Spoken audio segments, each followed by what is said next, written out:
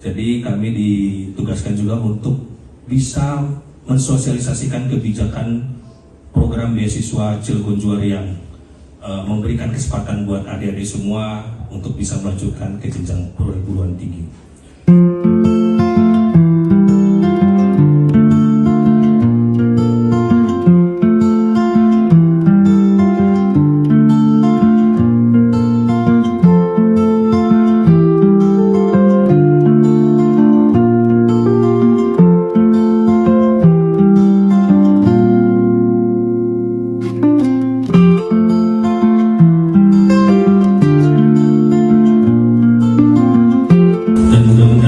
Adik-adik semua bisa aktif dalam kegiatan ini, dan tentunya juga kami menunggu adik-adik semua bisa mendaftar di program beasiswa Cilegon Juara.